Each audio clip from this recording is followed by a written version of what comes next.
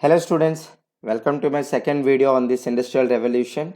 So here comes an interesting and enlightened question for you. Why did industrial revolution commenced in Britain before other countries? So for this, you need to sort out some insights regarding the British economy, political administration and socio-cultural things and also its religion related topic called Protestant ethics. So let's see deeply inside this. So first, let me tell you about the industrial revolution. As I told you earlier, this industrial revolution refers to the changes witnessed in economic, socio, cultural, and political life, just as a result of replacement of hand tools with machine tools in the production process. So this is the definition of industrial revolution. So, in the course of spreading of industrial revolution, the firstly industrial revolution have been started in and around 1760 in Britain, and almost half a century it was remained in Great Britain only. So, what is the reason behind this? See, the reason is the typical economic, political, administrative, and socio cultural environment prevailing in Great Britain was responsible for the commencement of industrial revolution. So, what are those? Let us have a brief idea with respect to each of the factors. So, here you can see the factors. First, economic factors. So, let's see the role of economic factors in this concept.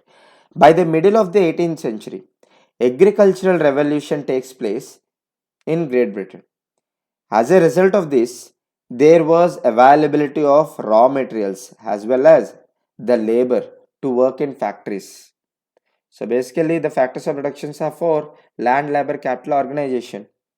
So in this we have the raw materials and labor available just because like they have been came into the availability just because of this agriculture revolution where the agriculture failed to give the optimistic livelihood opportunities and livelihood status to the people of Britain. So by the middle of 18th century, the people were in the necessity of finding a new employment or new livelihood. So it was the time where this industrial revolution has got entry into the country called this Great Britain. So agriculture revolution freed a large number of peasants from the clutches of agriculture activities. So they could work in factories as laborers. So again, the commercial revolution, besides the agriculture revolution, also taken place in Britain during 16th and 17th centuries. As a result of success of British mercantilism, what do you mean by mercantilism? It is the branch of philosophy where you will use your political power in order to gain some economic benefits. That is the concept of mercantilism, and British is known for its mercantilism because if we see the modern history topic of our Indian history, we can easily sense that British mercantilism. British uses its political power to gain its economic benefits from Indian economy. That's what happened around 2 centuries here. So, huge capital accumulation had taken place because of the success of this British mercantilism. Availability of capital fulfilled one of the preconditions for the commencement of industrialization.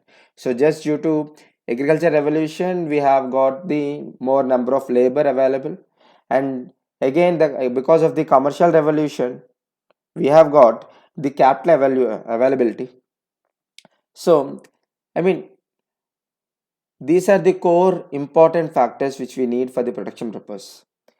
So again, the British products were in great demand in continental Europe and American markets. Why do we use the term called continental Europe? See, if you carefully observe the world map, if you take the European map particularly, the Great Britain is somewhat isolated from the mainland of this European continent.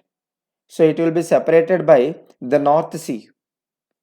So this is why the Britain could able to maintain its tag like there is no sunrise and sunset in its imperialism because of its isolation. So any country which want to defeat the Britain, it should possess a strong and I mean like invariable the naval force. So basically, the British products were in great demand in continental Europe and in also American markets. The traditional handicraft industries were unable to meet this growing demand. As a result of this, British manufacturers had to use machines in production process. So here comes and the another factor, economic factor. Iron and coal mines were located in close proximity in Britain, guys. So it's about the raw materials we are discussing about. This facilitated the development of weight losing iron and steel industry. Since Britain was an island nation, British trade routes were always open in all the direction. The British merchants could move freely to sell their products. So this is about, I mean, these are the different factors, particularly in the economic perspectives, which paved the way for the industrialization in British. So let's see the role of political administrative factors. See guys, as a result of glorious revolution in 1688, like I'm talking about the commercial revolution, the constitutional monarchy came into existence. What do you mean by constitutional monarchy? Where the constitution is termed as supreme law of the land.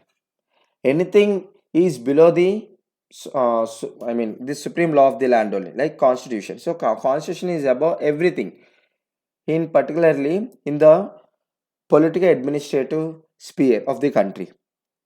So a liberal and progressive parliamentary form of government was established, and this Britain Parliament enacted a law to facilitate the development of a new economy. Britain's citizens enjoyed a number of political rights, guys. The restrictions imposed by states were few. They could innovate and establish new economic activities freely. And also, Britain had an extensive colonial empire. India is a part of this colonial empire. The colonies were used as a source of raw materials and also as a market for finished goods. Since British enjoyed naval supremacy, none could attack its prosperous cities before World War I. And the process of economic development continued unilaterally in Britain till World War I. So these are the set of political administrative factors which facilitated the rise, sustenance and survival of industrial revolution over half a century. Next, importantly, talking about role of socio-cultural factors. Basically, rapid population growth was witnessed in Britain in 18th century, and this increased the domestic demand of manufactured goods. And to meet this growing demand, the producers had to use machines. But why there has been a rapid population growth? Just because of this emergence of industrial cities. There was a class of entrepreneurs in Britain which dared to invest their limited resources in new economic activities, and the socio-cultural environment in Britain was liberal and progressive. Environmental free thinking was prevailing, and this facilitated the growth of scientific thinking and innovations of machines, like inventions of machines. When these machines were used in production process, industrial revolution commenced, guys. So basically, if you ask me the classical examples of these scientific inventions of machines, I can give you different examples like steam engine, spinning jenny, power looms, flying shuttle. For example, in 1733, it was the John Kay who invented flying shuttle, that is weaving machine. And if you take the spinning jenny, it was invented by James Hargreaves in 1764. And if you take the steam engine, the famous, it was invented by James Watt in 1769. And in the case of power loom, that is weaving machine only, it was invented by Edward Cartwright in 1785. And in 1799, Mr. Samuel Crompton invented spinning mule. And in 1814, Mr. George Stephenson invented locomotive. So these are some of the scientific inventions which were taken place in the 18th century that facilitated ease of industrial revolution in Great Britain. So finally, the socio-cultural environment in Britain was marked by high stability because the contemporarily at that time the other European countries like France, Belgium, and Prussia, some other countries, Holland, in such a way, they were facing revolution. I mean, civil revolution against the dynastic rule. But Great Britain is free from such happening. So basically, it led to the environment of high stability. So it was largely absent in continental Europe. This was actually absent in continental Europe due to the emergence of revolutions by the people against the dynastic rule. So this is the key difference between the Great Britain and the continental Europe. And this also facilitated the commencement of industrialization firstly in Great Britain. So finally, very interesting thing is religious factor, that is I'm talking about this Protestant ethics. So what is the role of Protestant ethics in this commencement of industrial revolution in Great Britain? See, basically Britain was predominantly a Protestant nation. Protestant is a sect of Christianity. The positive values of Protestantism contributed in a big way to the success of industrialization.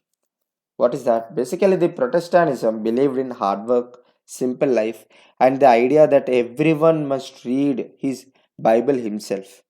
These ideas were conducive to the emergence of industries.